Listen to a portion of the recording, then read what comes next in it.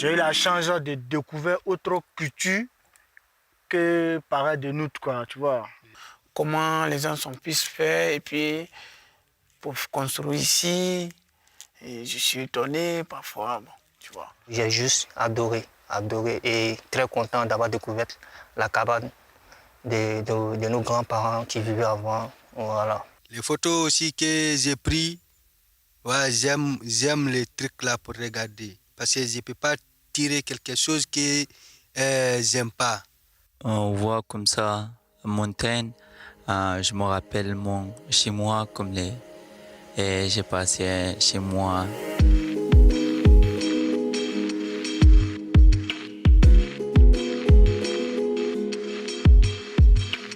Mon pote Gazafri. Ouais, ici, là, je suis venu en balade pour visiter le château, comment on appelle le nom là d'ici? Roque Fixade. Ah, le Rocky Fixade. Rock Fixate. Rocky Fixade. Ouais, pas mal. Comme tu veux. Pote, Melinda, tu vois, c'est joli, la nature est belle, tu vois. Ouais. Alors c'est normal. Tranquille.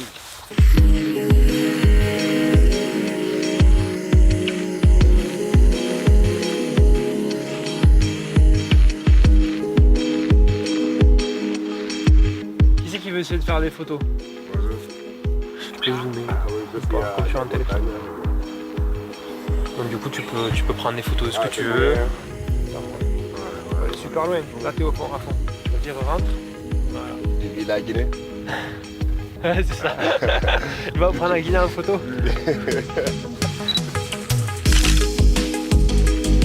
Il est là.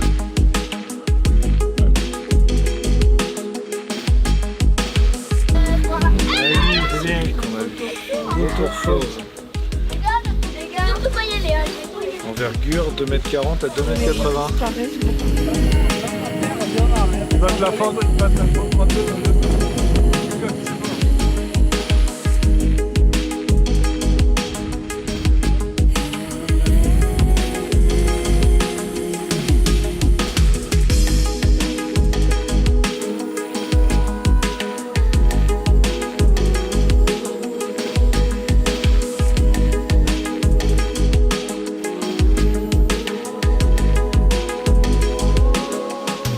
Ça pour la chasse, tu dormais ici pour aller chasser ou c'était juste pour... Avec mes amis et tout, bon. Okay.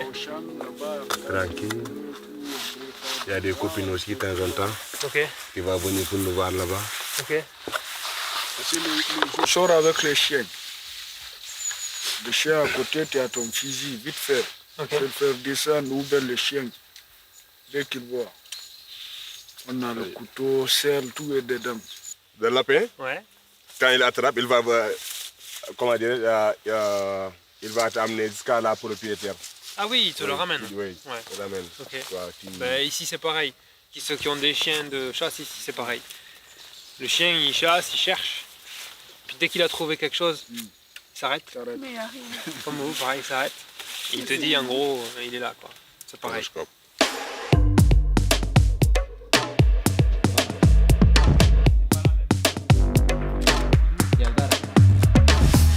Il y a un lièvre ici? Ses amis, bienvenue dans la forêt de... La forêt, ça s'appelle? Le carré, le petit carré qu'il y a, il faut qu'il soit vraiment sur... Bienvenue dans la forêt de mon fils. Demandez et tu trouveras. C'est quand tu ne comprends pas, tu dois poser des questions. Ça, mec. Demandez et tu trouveras. Cessez, tu vas trouver.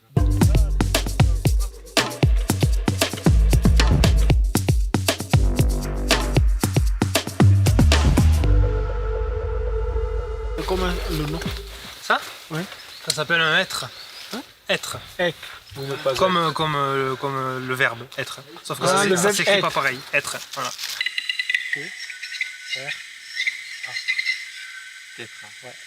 Grand titre. il fait des parades. Ça s'appelle grand tétra. La queue, il ouvre là et il chante. Tétra.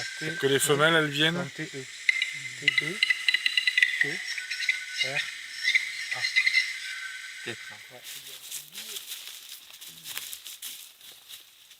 Vous êtes partis en même temps de là-bas? Tous les trois? Non, pas en même temps. Vous n'êtes pas partis en même temps tous les trois de là-bas? Non, non. Je vais venir seul. T'es venu seul toi? Oui. Ok. Après ah non, toi c'est pas... Toi c'est Afghan. Oui, moi c'est afghan. Toi t'es parti après... Oui, c'est afghan. Après les talibans? après le Taliban. Quand les talibans sont arrivés, t'es parti. Oui. T'as la famille là-bas, c'est resté? Oui, elle a resté mon mère et mon père, elle a mort. C'est bon ça, la voiture. C'est haut, moche. Prends. Ah ouais. Oh, c'est bon ça. Attends.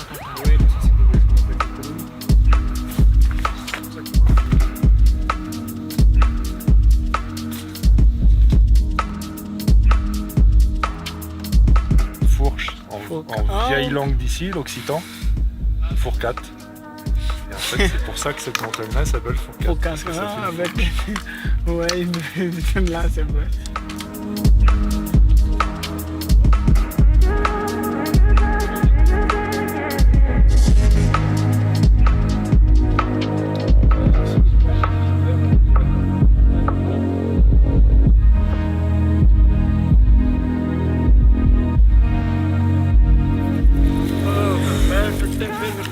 Tout à fait. Je suis très fatigué aujourd'hui. Comment À cause fatigué? des mains, messieurs. Euh,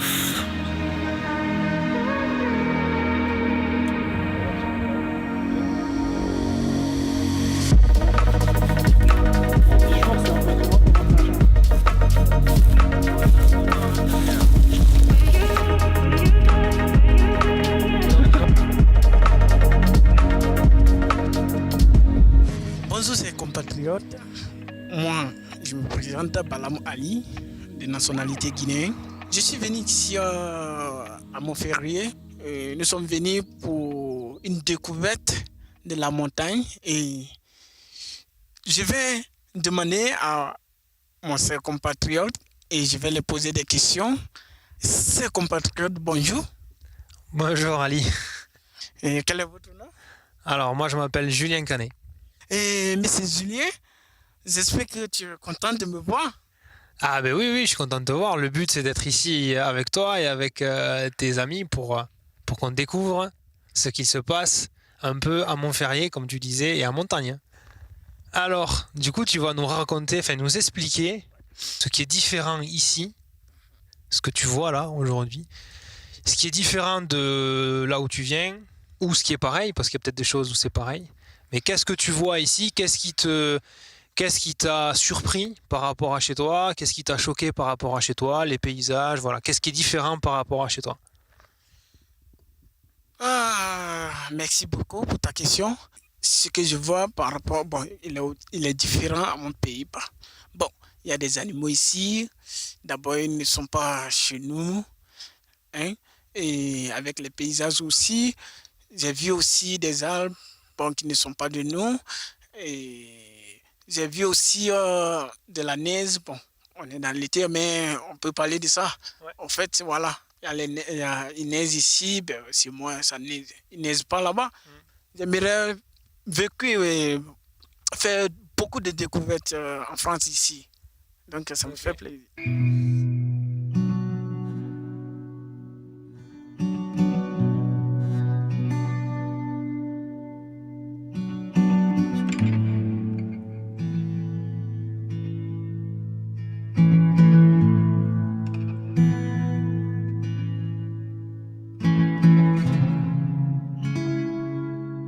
Je suis Nourajan, je viens d'Afghanistan et aujourd'hui je vais venir pour les visiter de montagne, pour les marcher un petit peu. Quand je vois comme ça une montagne, je me rappelle chez moi et j'ai passé chez moi comme les bergers et j'ai gardé de moutons là-bas et j'ai eu beaucoup de montagnes chez moi.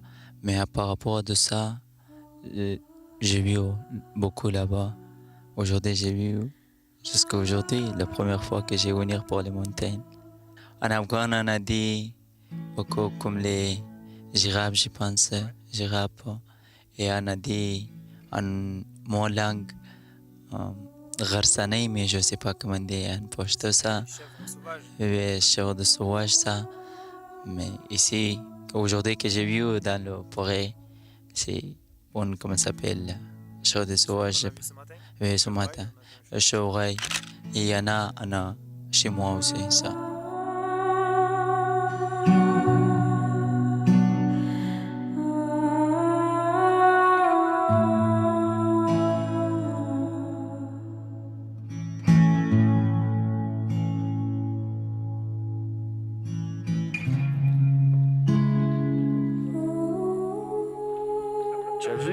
a un cadre rouge.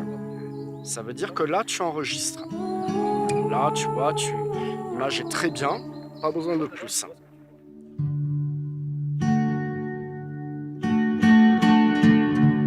Le matin, bon, moi-même, j'ai rêvé. Bon, je n'ai pas fini de dormir.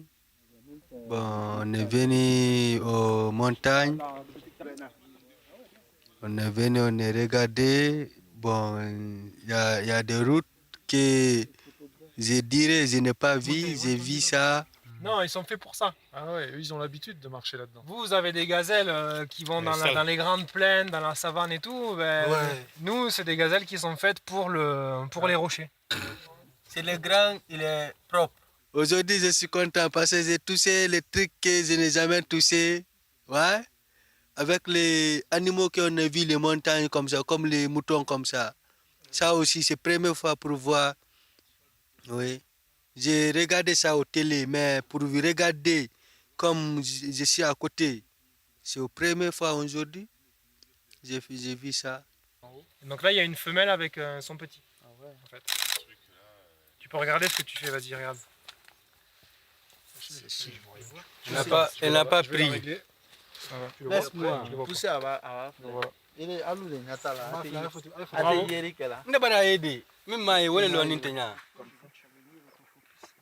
Oh là là, qu'est-ce qu'il y a? Voilà. On s'est maquillé.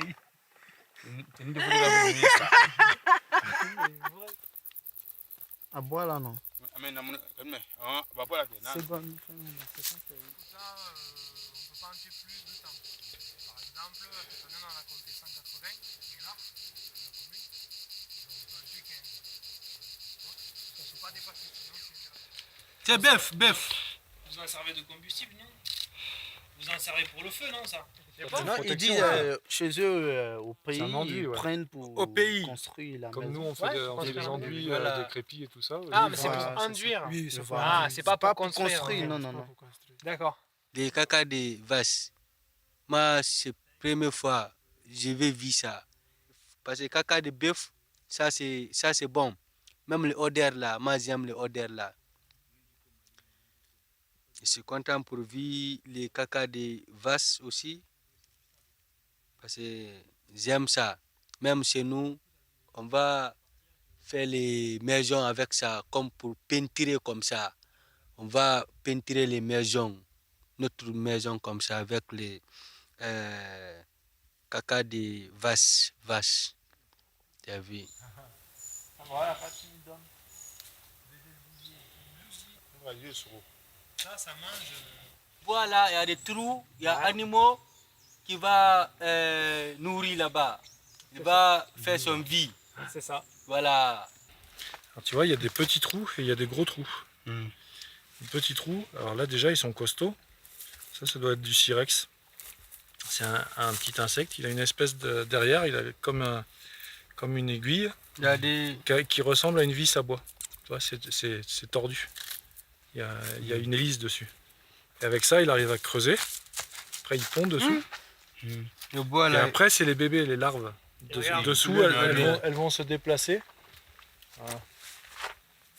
Tu vois, les larves, elles vont se déplacer en mangeant le bois jusqu'à devenir assez grandes.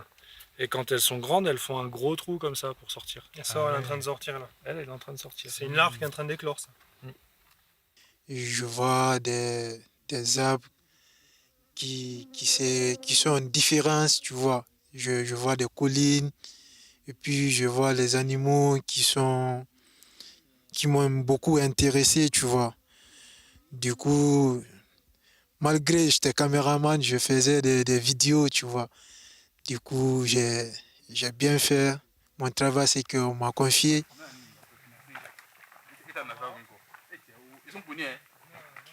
Est-ce que vous avez vu des choses ici qui est différent de ton pays par hasard comme ça? Aujourd'hui, j'ai vu des choses qui sont très différentes de ce que je voyais chez moi au pays. Notamment certains animaux, certaines plantes et aussi des sources d'eau. on a vu une mine de talc et du coup, c'était chouette et on nous a montré toutes les maisons historiques d'ici. Et c'est des choses qui sont super à voir et ça fait de l'effet. Au départ du projet, je doutais un peu, j'hésitais un peu et j'ai participé. Je vois que c'est très bien. J'ai vraiment aimé. Ça vaut le coup de venir, de visiter la montagne, de voir toutes ces choses. C'est une très belle expérience et j'ai aimé. Tout simplement, je me suis senti très joyeux parce que j'ai vu des différents animaux tels que, vous pouvez me rappeler le lièvre comme ça? Je n'ai jamais vu de ma vie. Le lisard, je n'ai jamais vu de ma vie, mais j'ai vu aujourd'hui en France vraiment. Ça a été une joie pour moi vraiment de voir cet animal comme ça.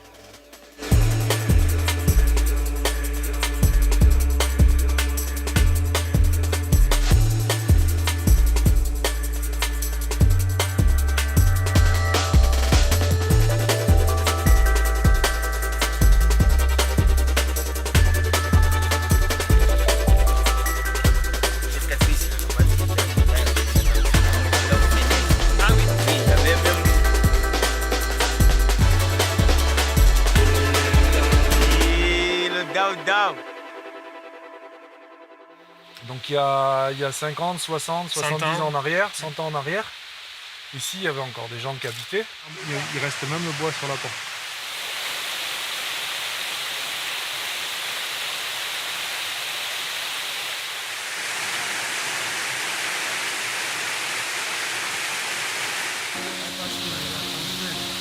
Ouais, mais tu transmets. Mais si la transmission s'arrête, la langue se perd. Chez nous, peut-être la langue est fichée, tu vois. On parle ça beaucoup.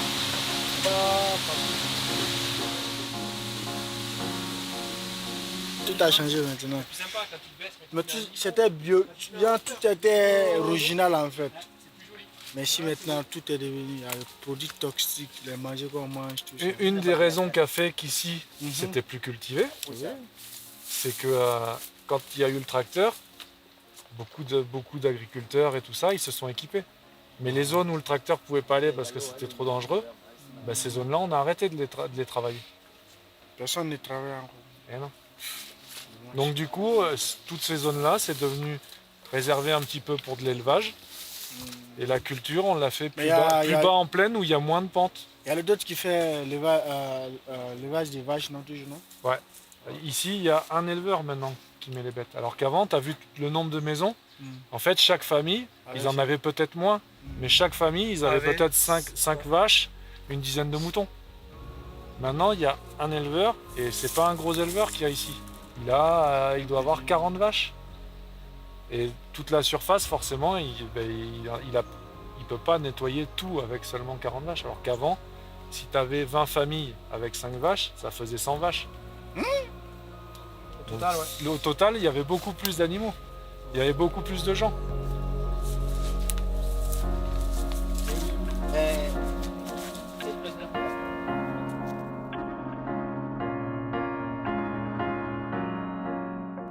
J'ai découvert quelques trucs que je n'avais jamais découvert, comme par exemple la cabane qui date des siècles. Et vraiment, j'ai aimé comment nos grands-parents vivaient avant. Voilà, c'était pas facile. Et dans les conditions que je voyais, j'ai vu que de nos jours, aujourd'hui, on se sent bien. J'imagine que nos parents d'avant, ça a été un peu compliqué. Voilà.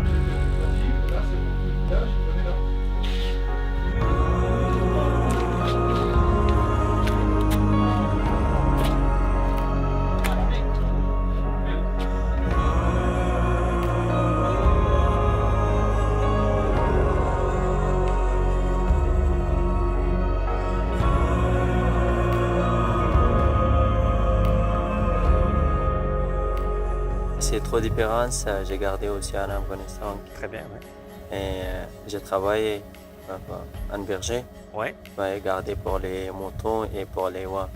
Et c'est pas comme ça ici. Beaucoup de vaches et garder une personne. Là-bas, pas beaucoup, juste 50, comme ça, 50. D'accord. Ouais. et bien, juste un berger. Ici, nous, on a une pratique qui est plus sur... nous, on raisonne ça comme maintenant des entreprises. On a des exploitations où il faut qu'on vive vraiment dessus. Donc, on essaye d'avoir un effectif raisonnable. On n'essaye pas d'avoir 1000 moutons ou 1000 vaches, mais d'avoir des fermes assez familiales quand même, parce que tu vois, on est 3 sur l'exploitation. Maintenant, mon père va partir en retraite parce qu'il est âgé. Mais maintenant, on est 2 sur une exploitation où on a 300 moutons et on va dire 50 à 60 vaches avec les veaux et tout ça. Et ça, c'est une taille d'exploitation chez nous qui est assez moyenne, voire petite. Ici, on a des saisons, donc sur l'année, on a donc l'été qui est assez marqué. On a peu d'hiver, nous, ici, de moins en moins. On dit qu'on est en montagne ici, mais on a de moins en moins de neige et de jours où il fait froid.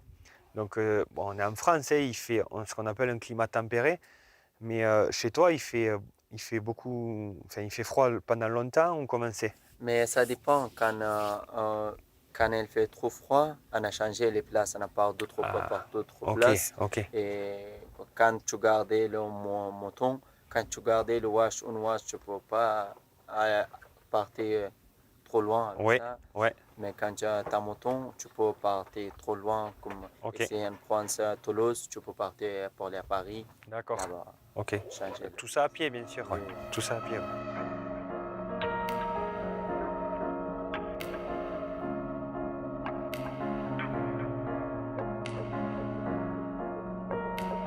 Merci encore à tous. Merci, ouais. C'était super sympa. Il y a du pain, il y a de la brioche. C'est quoi la brioche? La brioche, c'est comme du pain, mais un peu plus sucré. Du fromage? Avec la confiture, tout ça, c'est bon. Tu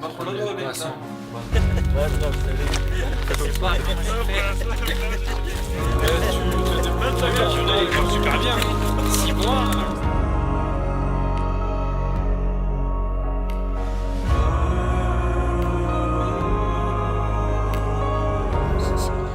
C'est l'histoire, mais c'est vraiment terrible, quoi. En 1244, au mois de mars, fut pris le castrum. On n'appelait pas ça un château parce que c'était pas un château, c'était un petit village fortifié en bois. Ah ouais? Et il y avait 200 personnes là. Ah ouais. Ah ouais, ah ouais, ah ouais.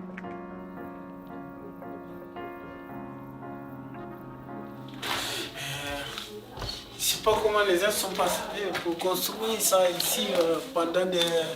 Hein? Ah ben ils ont transpiré, ça c'est sûr. C'était les braves. Hein? Vous avez la gentillesse, mesdames et puis messieurs, d'honorer de votre présence le lieu où il y a eu le plus long siège de 50 ans de guerre cathare. On n'a pas plus long que le siège de Montségur. Ça veut dire, si je comprends très bien, les cathares sont venus avant les catéchismes, c'est ça? Avec les catholiques. Les catholiques, pardon, Ouais. les catholiques du Mexique. Non, ils étaient là tous en même temps. Au XIIIe siècle, ils vivent en bonne entente. Mais il y a un moment où les catholiques vont dire maintenant les cathares, ça suffit, il faut les combattre. Voilà. Et ce qui était de très particulier, c'est que ici, dans la région où tu es, eh bien, il y avait des cathares et des catholiques qui étaient ensemble, comme un père qui avait une enfant qui était cathare. Tu vois, en fait, ça, il laissait le libre choix aux enfants de choisir leur idée religieuse. Ah, ok.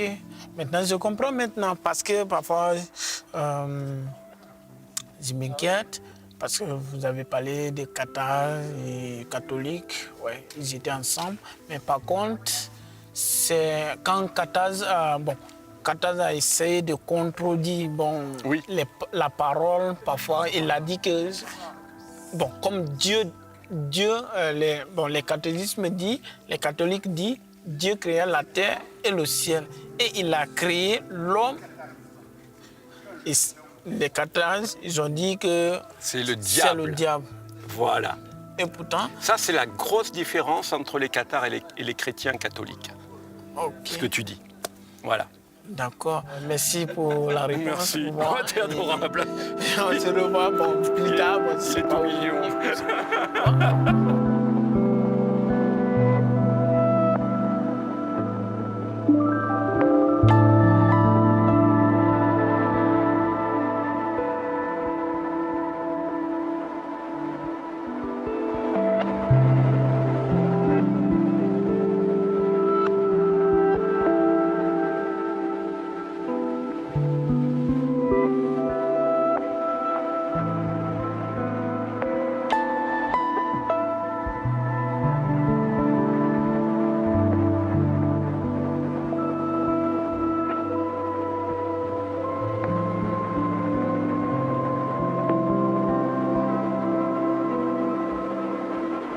Thank